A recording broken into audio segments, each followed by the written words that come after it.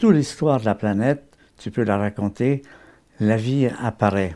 Personne ne sait comment, mais on sait qu'à cette période, ça a été très dur, que vraisemblablement, il y a eu plusieurs essais avec des destructions, des extinctions, il y a pu en avoir beaucoup.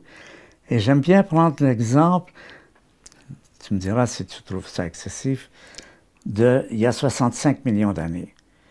Qu'est-ce qui arrive à 65 millions d'années? Tu as les mammifères qui existent depuis 200 millions d'années, mais qui ne se développent pas parce que les dinosaures occupent toutes les niches.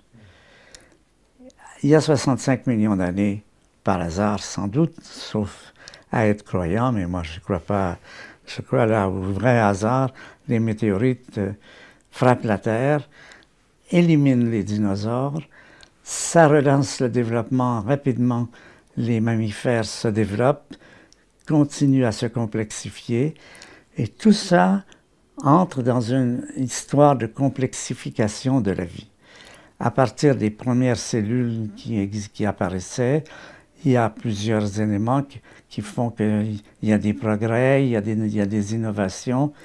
Et pour moi, ce qui est intéressant, c'est de regarder l'histoire de la Terre comme l'histoire d'un lieu où sont présents les éléments qui peuvent donner l'intelligence et la conscience, mais qui ne se développent pas tout de suite. Ça prend du temps, ça prend des évolutions, ça prend des darwinismes pour que tout ça se développe, avec des hauts et des bas, des phénomènes tels que le phénomène de l'apparition des dinosaures qui semble freiner tout cela, mais qui sont dépassés par la météorite, ce qui fait que les mammifères continuent. Et aujourd'hui, ça ressemble. Qu'est-ce que tu trouves? Tu trouves qu'il y a l'humanité qui aujourd'hui est, je pense, à la pointe de la complexité, mais qui est en même temps son ennemi. C'est-à-dire qu'elle pourrait se détruire elle-même. Et l'événement de cette météorite qui vient éliminer les dinosaures et l'événement qui se passe aujourd'hui de l'humanité qui pourrait freiner et que ça pourrait repartir, tu vois.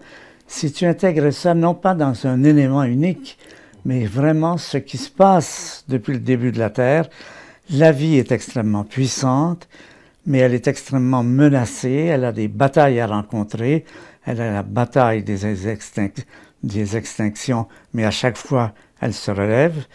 Elle a la bataille des dinosaures, mais elle se relève. Et tu vois, voir l'histoire de la Terre comme l'histoire du lieu, d'un lieu. Je crois que la vie est la forme la plus complexe de la matière. Et la vie demande des conditions spéciales. Il n'y a pas de vie sur la Lune, évidemment, et ce n'est pas anormal. Mais c'est quelque chose qui demande une longue préparation, et cette préparation rencontre des conditions difficiles, mais elle est extrêmement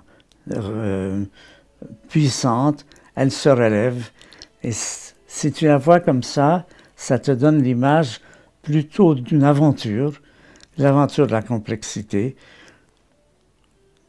Tu peux présenter le rayonnement fossile comme l'image des premiers temps de l'univers où il n'y a aucune structure. Mais tu vois au travers de ce qui s'est passé, si tu compares, c'est ce que j'ai mis dans mon livre, tu mets à côté l'image du rayonnement fossile où il n'y a rien, comme une structuration, et puis tu mets l'image de l'intelligence humaine qui montre. Et la question vitale, c'est comment on est passé de l'un à l'autre. Est-ce que ça veut dire que tu irais jusqu'à dire que comme une loi émergente, la complexité serait comme une loi émergente? Oui, je pense. Je pense qu'il y a quelque chose, mais je ne sais pas quoi, une sorte de pulsion qui fait que la matière aime s'organiser. Ça, c'est une opinion personnelle. Et c'est aussi un peu, comment s'appelle le philosophe, j'oublie son nom, mais ça va revenir, l'idée, l'hypothèse, mais je sais que c'est loin d'être prouvé, mais moi c'est un peu une opinion, c'est que la matière aime s'organiser. Qu'il y a comme une pulsion, et quand tu mets un à côté de l'autre cette image du début de la galaxie qui est totalement désorganisée, avec les images de la galaxie aujourd'hui, avec des milliards de galaxies, des systèmes de toute nature, et en particulier toute la puissance de la vie, ce phénomène fondamental, pour moi, il y a quelque chose comme un mouvement de structuration que la matière, l'univers n'est pas resté dans le magma, personne ne sait pourquoi. En fait, ça devrait même être le contraire. Parce que le rayonnement fossile, ça montre que la matière est en équilibre, et la matière qui est en équilibre, c'est pas du tout une matière qui est sur le point de... C'est une matière qui est menacée. Il y a pas de, l'entropie est complète, bon, ça c'est des interprétations discutables. Jean-Marc en discute dans l'article que vous posez. Moi, je ne trouve pas que ces arguments sont bons. Quand il dit la mort, c'est pas de la complexité croissante, c'est pas l'idée de dire ça. C'est l'idée que pour arriver à la complexité croissante, il faut beaucoup d'éléments, il faut beaucoup d'expérience. J'aime bien parler de la stratégie du projet. Il y a deux types de projets. Il y a le projet de l'ingénieur. Lui, il suit des instructions. Ce n'est pas le cas. Mais il y a le projet du bricoleur. Le bricoleur, tout ce qu'il sait, c'est ce qu'il veut.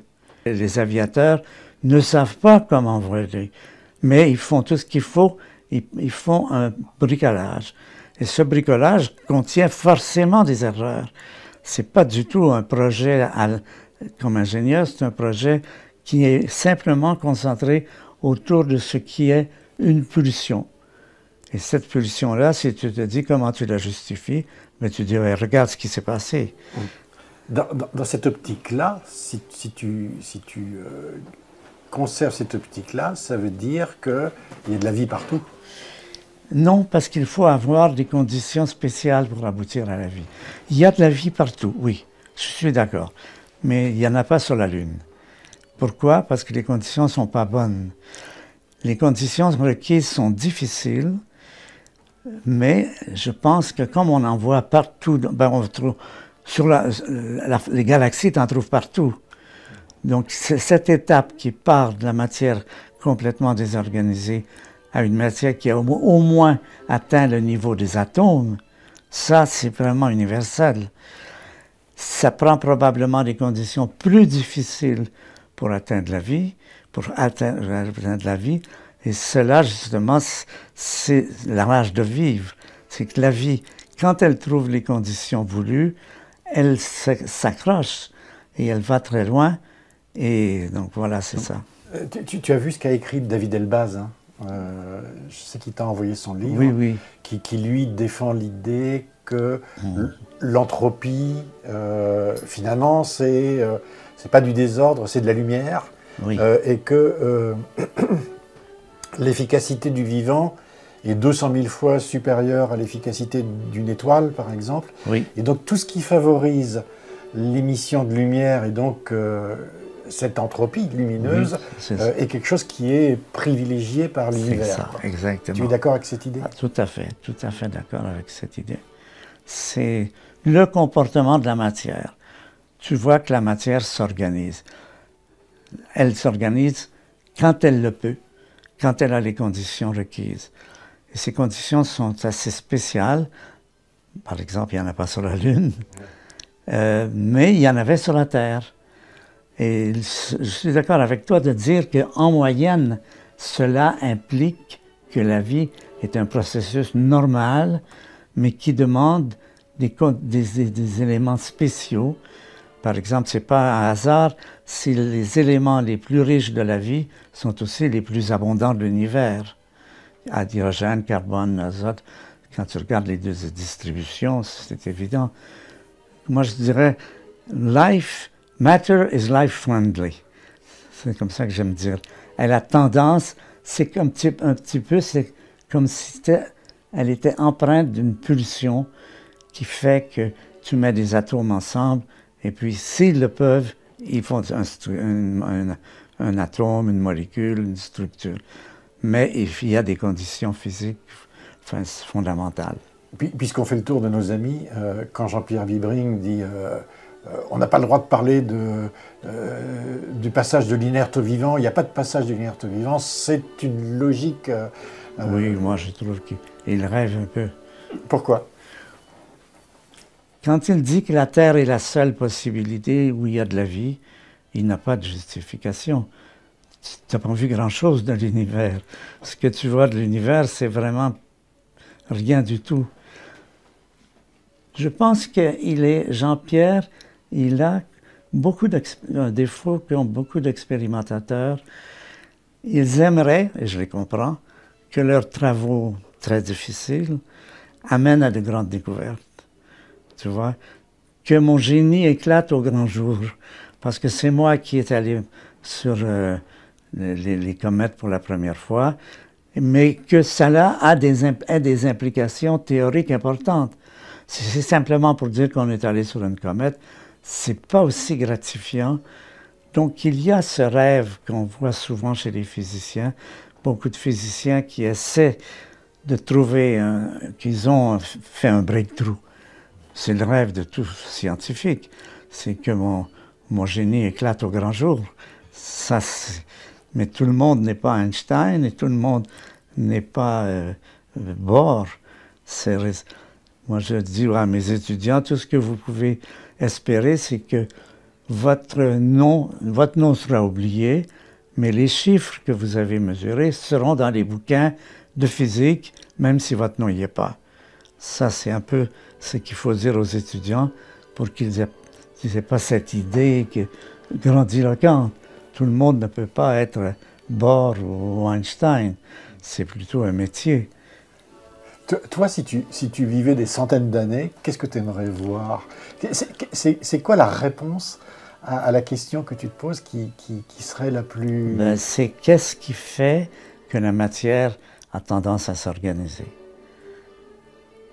Pourquoi l'univers n'est pas resté dans le chaos initial où il y avait les forces de la nature, ils étaient là, mais l'intelligence n'est pas parue. Je crois que l'intelligence était une possibilité, mais pas une nécessité. Mais bon, je ne sais pas. Ce qui me fascine, c'est ça. C'est quand je dis qu'est-ce qui fait que cette matière du Big Bang est devenue l'intelligence humaine, a été capable de développer la conscience. Est-ce que la conscience et l'intelligence étaient prévisibles? Je ne sais pas. Pour moi, tout ça, c'est très mystérieux. Pourquoi il y a Mozart? Pourquoi il y a Mozart? Comment on est passé du chaos initial jusqu'à Mozart et l'intelligence? Alors, est-ce que des phrases... Tu vois, il y a des phrases qui sont fascinantes. Par exemple, ces phrases de Dyson qui disait « L'univers, quelque part, savait que nous allions venir. » Je ne pense pas que tu puisses dire c'est faux. Tu ne peux pas dire c'est vrai. Tu peux dire c'est arrivé. Et si c'est arrivé, je ne crois pas que ce soit le pur hasard. Je ne crois pas que le pur hasard fasse Mozart. Mais quoi? Quoi? Dieu, ce n'est pas une réponse. Parce que Dieu n'explique rien. Tu pourrais dire je crois en Dieu, ben très bien, tu as ta religion, c'est ton affaire. Mais ça n'explique pas pourquoi la matière s'est organisée. Sauf à supposer qu'il y a un grand architecte, mais ça commence à être de l'invention. C'est de la religion. C'est de la religion, on peut y croire. Moi, je crois que... Moi, j'ai des doutes, mais le fait est que la matière, en 14 milliards d'années, atteint le niveau de l'intelligence et de la conscience. Et le plus mystérieux, c'est la conscience. C'est beaucoup plus mystérieux que l'intelligence. L'intelligence, on fait des ordinateurs qui sont très intelligents. Mais la conscience de ton existence, il n'y a même pas une seule théorie qui existe et qui a la moindre explication pour qu'est-ce qui fait que tu dis « je ». Tu peux dire « j'existe ». Ça correspond à aucune partie du corps. L'intelligence, il y a le cerveau, tout ça, des ordinateurs, de la chimie complexe, mais la conscience, c'est autre chose.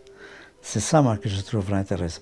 Puis d'ailleurs, beaucoup de gens pensent qu'il n'y a pas d'explication scientifique, mais ça, c'est des opinions. Oui, parce que c'est un fil difficile Ouais. à suivre, l'explication. Exactement, on n'en a pas. On n'a pas l'ombre d'une explication du phénomène de la conscience. On ne peut dire que comme Dyson, c'était prévu. Mais finalement, on se retrouve dans le dessin intelligent, mais sans le relier à Dieu, à quelqu'un qui punit, qui a des... Tout ça, c'est de la mythologie. Mais c'est vrai qu'il y a au sens propre, il y a quelque chose comme un dessin intelligent quand tu vois la matière à former l'esprit humain. Il y a un proverbe japonais qui dit celui qui ne possède qu'un marteau voit des clous partout. Ça veut dire qu'on peut peut-être un jour peut-être espérer disposer d'autres outils pour mieux comprendre le monde. C'est tout à fait. On a fait des grands progrès depuis 200-300 ans. Non, la science sur ce plan est notre meilleur outil. Parce que les exoplanètes dont on parlait tout à l'heure, elles n'existaient pas en 95. Hein, donc non. Et c'est pour ça, en un sens, que la responsabilité la plus importante qu'ont les humains, justement, c'est de garder la Terre habitable. Parce que si la Terre devient inhabitable, ces progrès dans la complexité, bon, ça peut exister sur d'autres planètes, mais en tout cas sur la Terre, si on rend la vie invivable, c'est terminé. Tu vois, ça donne une responsabilité cosmique à la 6e extinction. C'est qu'on est en train de faire quelque chose qui est plus grave que ce qu'on pense. Si on pense qu'il n'y a que la Terre et que c'est juste n'importe quoi, on peut dire, bof, vu de sérieux, la destruction de l'humanité n'est pas très importante. Je ne pense pas que les habitants de Sirius en sauraient quoi que ce soit. Mais sur le plan, si tu te places dans une ampleur plus vaste et que tu dis c'est un problème à l'échelle de l'univers, le problème à l'échelle de l'univers, c'est la complexité, tu la vois partout. Tu vois la matière désorganisée, elle forme des atomes, c'est les mêmes atomes partout. Tu vois l'organisation, les galaxies, les étoiles, tout ça, ça a l'air d'une espèce de mouvement. Moi, c'est ce que je trouve intéressant, il y a comme une globalité. C'est les mêmes atomes que tu trouves partout, les mêmes phénomènes, et qui donnent comme une programmation universelle qui n'est pas inclus dans les lois de la physique telles que nous les connaissons. Du moins, personne aujourd'hui prétend que la force électromagnétique est suffisante pour faire Mozart. Il faut plus, il faut du temps, il faut une espèce de... C'est ça, un dessin intelligent dont la nature... Et personne n'est capable d'expliquer pourquoi la vitesse de la lumière est celle-là et pas une autre. Partout la même. Enfin, donc il y a des règles, en tout cas des... Oui. Il y a des éléments universels dans l'univers, mais qui sont homogènes. Les galaxies ne sont pas exactement les mêmes, ils se ressemblent. Les atomes sont les mêmes, ça on le sait. La vie, on ne sait pas, mais ça laisse à penser que ça pourrait être aussi un phénomène universel. Moi, j'y crois, mais c'est une opinion, je ne prétends pas pouvoir la prouver. Jean-Marc n'y croit pas. Je crois que c'est un sujet de débat, un sujet de débat très actif. Tu dirais une intuition, quoi. Une intuition, en tout cas, c'est ce que tu vois. Est-ce que tu peux dire que ce que tu vois, c'est quelque chose qui est universel? Si tu le vois partout, ça dit, il y a des chances. Maintenant qu'on a trouvé qu'il y a des systèmes planétaires, on ne savait même pas il y a quelques décennies. Aujourd'hui, on retrouve les mêmes systèmes planétaires. Pas les mêmes, mais des analogies. Il y a des différences importantes. Mais ça, c'est la variété de la nature, c'est la créativité de la nature, je pense. C'est d'ailleurs quelque chose de marquant, parce que quand moi, ce que j'ai observé en regardant l'exploration planétaire, c'est quand on suivait les Voyager, et Pioneer, etc., à chaque fois qu'on découvrait quelque chose, c'était quelque chose de différent. Et je me souviens des conférences d'André Braic, qui disait mais c'est à chaque fois différent, c'est la grande variété, etc. Et quand tu discutes avec les gens qui travaillent sur les exoplanètes, c'est exactement le même discours. C'est-à-dire il n'y a pas une exoplanète qui ressemble à une autre a priori, comme il n'y a pas... Enfin, tout est différent, quoi. La variabilité semble être universelle aussi. Il y a de la variabilité, mais il y a de la constance. Les planètes tournent autour des étoiles. C'est pas exactement le même. De même que les vivants, les êtres humains sont tous différents, mais dans un sens, ils se ressemblent tous. Et les pommes se ressemblent et les galaxies se ressemblent. C'est-à-dire, c'est analogue. C'est pas... Si c'était tous pareils, on dirait ça manque de variété. Justement, c'est une preuve de la créativité de la nature. C'est qu'elle fait 25 000 sortes de papillons. Tous les papillons ont la même fonction, donc il y a une loi générale, mais en même temps, il y a de la place pour la créativité et pour le hasard, c'est-à-dire que il y a 25 000 sortes de papillons. Il y a 7 milliards d'êtres humains, mais ils se ressemblent à un certain niveau, ils se ressemblent énormément. Tu vois, moi je pense que la nature utilise les deux. Elle utilise la loi. Je prends comme exemple les cristaux de neige. Les cristaux de neige, ils ont tous 6 pointes. Ça, c'est la loi. C'est une loi de la physico-chimie. Et tous les cristaux y obéissent. C'est pas tout à fait vrai. Il y en a qui ont 12, il y en a qui ont 18, mais c'est très rare. La plupart ont 6 pointes. Mais à partir de là, la nature, entre guillemets, dit maintenant vous faites ce que vous voulez. Et là, tu peux avoir, il n'y a pas 2 cristaux de flocons de neige qui se ressemblent, mais ils ont tous 6 pointes. Chaque bras, chaque pointe diffère, mais la structure générale, c'est la même. C'est ça. Moi, je pense la nature joue sur 2 tableaux à la fois. Sur les lois qui organisent, qui structurent la matière, et le hasard qui lui donne sa variété, sa créativité et tout ça. Nous sommes 7 milliards de personnes, mais nous sommes tous différents. C'est-à-dire que la nature, à la fois, joue sur le hasard et sur la nécessité. Et c'est ce qui montre son universalité. Moi, c'est ce qui me laisse penser que même si on ne voit pas tout l'univers, si on pouvait en voir plus, vraisemblablement, on continuerait à voir pas de l'identique, mais du semblable. Mais ça, c'est des opinions. Peut-être que c'est pas ça du tout. Par exemple, on pensait que tous les systèmes solaires étaient pareils. C'est pas vrai. Ils sont grosso modo pareils, mais en détails différents. Je crois qu'il faut compter sur les 2 éléments. Il y a de la variété, ce qui prouve la créativité de la nature, et il y a de l'organisation, ce qui prouve qu'il y a des lois. La matière obéit à des lois, mais pas complètement. Il y a toujours une petite marge qui fait que les cristaux de neige sont différents. C'est-à-dire, il y a une partie que... Et c'est moi, je trouve formidable que les philosophes... C'est Bergson, le personnage auquel je pensais. C'est le premier qui a réfléchi sur la physique quantique et qui a dit la physique quantique introduit le hasard. Parce que si tu prends ce que dit Simon de Laplace ou Claude Bernard, ils tiennent mordicus à l'idée que si tu dis que quelque chose est dû au hasard, c'est parce que tu es un ignorant. Parce que quand tu sauras la cause, tu sauras que le déterminisme fait que la nature, il n'y a pas de hasard. Et le premier qui a nié ça à partir de la physique, dans le temps de la physique classique, de Newton, de Galilée, tu ne pouvais pas expliquer qu'il y ait du hasard, tu ne pouvais pas expliquer qu'il y ait des cristaux de neige. Si la nature est complètement déterminée, les cristaux devraient être toujours les mêmes. Et c'est pas ça. Donc, pour moi, si j'étais philosophe, les philosophes étaient très embêtés avec le déterminisme.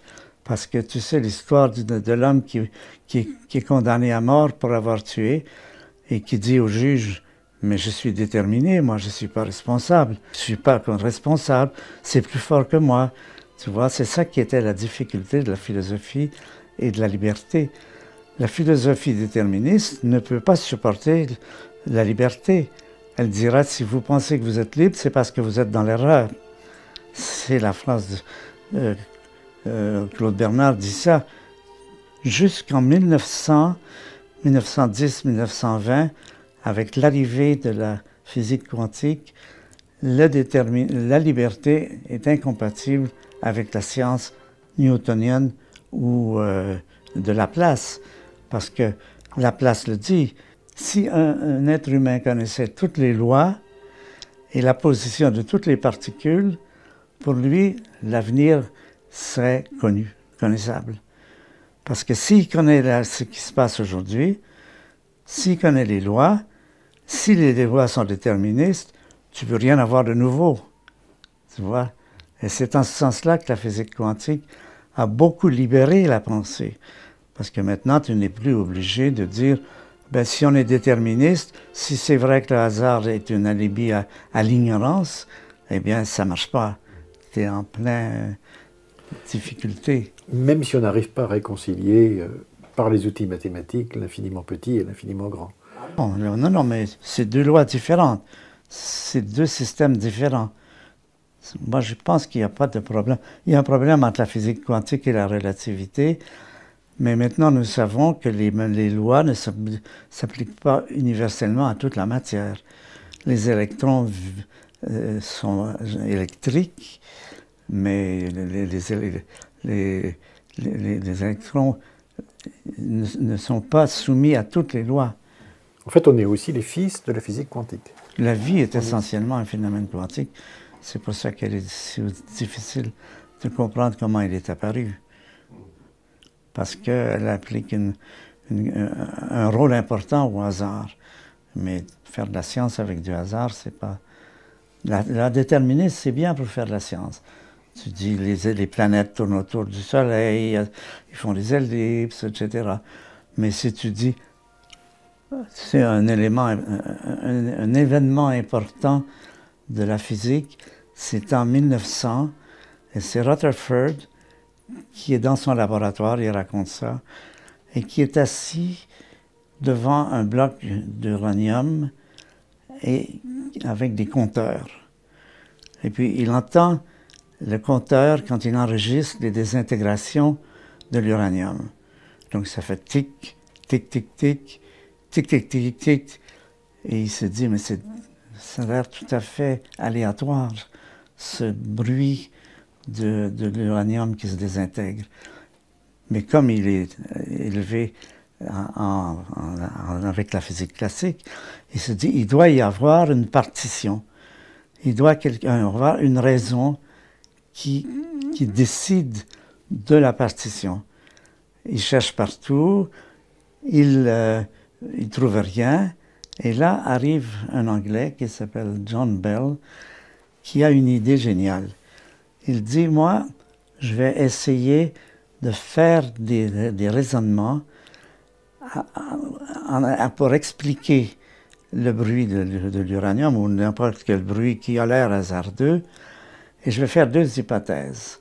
Première hypothèse, il y a une partition, mais je ne la connais pas. Deuxième hypothèse, il n'y a pas de partition, c'est le pur hasard. Lui est convaincu que c'est la première qui va gagner. En fait, il trouve tout à fait le contraire. Quand il suppose qu'il n'y a pas de partition, il arrive à répondre à certains tests de prédiction, mais absolument pas quand il suppose qu'il n'y en a pas, qu'il y en a. Et c'est depuis ce temps que, parce que les physiciens se disaient, ben, vous ne trouvez pas de partition, mais peut-être qu'il y en a une, mais vous ne la connaissez pas. Non. Maintenant, la physique, on a prouvé, bon, on peut toujours se tromper, mais d'une façon qui est reconnue par tous les physiciens, que la désintégration des éléments radioactifs n'est soumise à aucune loi. Elle est due au hasard. Et ça, c'est ça qui était le changement. Après, on a fait la physique quantique, mais c'est d'abord cet événement de Rutherford qui écoute de l'uranium et qui se dit, est-ce qu'il y a une partition? Lui ne peut pas répondre, mais Bell répond très clairement, non, il n'y en a pas. Et ça, c'est un changement radical de toute la philosophie. Tout le déterminisme n'est pas exact. Il y a des choses qui sont déterminées, l'uranium va se désintégrer. Il y a des choses qui ne sont pas déterminées, la partition avec laquelle ils vont faire clic, clic, clic. Ça, c'est le... C'est marrant l'empirisme de l'expérience. Hein, ben oui, l'expérience est la reine. Il n'y a pas d'objection contre l'expérience. L'expérience domine. Elle nous dit comment est la réalité. On pensait que la réalité était déterminée. On apprend qu'elle l'est partiellement, bien sûr, parce qu'il y a les lois de la physique, mais elle ne l'est pas complètement. Tout n'est pas déterminé, en particulier la désintégration des éléments radioactifs. C'est avec ça que la physique quantique est née. Il y a des choses qui ne sont pas déterminées. Alors on est choqué parce qu'on dit, mais non, ça n'a pas de bon sens. Mais ça n'a pas d'importance, ce qu'on pense. Ce qu'on pense, c'est ce qui est. C'est pas que ça n'ait pas de bon sens. C'est qu'est-ce qui est. Et ce qui est, ben, tu le demandes à la matière. Tu ne te grattes pas la tête pour savoir qu'est-ce qui est. Le bon sens. J'aime bien que quand tu parles du bon sens, parce que ça a une connotation très, souvent très paysanne, tu sais, le bon sens. Oui. Oh, ben, le bon sens. Ça, oui, comme valeur absolue. Comme valeur absolue. Oui, mais il n'a pas de valeur absolue, le bon sens. Il a du sens, il a de la valeur dans certains cas, dans d'autres, il ne l'a pas. C'est ça que Bohr reprochait à Einstein. Tu sais, Einstein qui disait à Bohr, mais enfin, Bohr, ne me dites pas que Dieu joue au dé. Et Bohr lui répondait, Bohr, arrêtez de dire à Einstein comment il doit se comporter. Tu vois, c'est la bonne réponse. C'est ça que la science nous apprend, c'est qu'on ne sait pas tout et on apprend péniblement avec des expériences. C'est comme ça. Merci Hubert. Merci beaucoup. Ça m'a fait plaisir.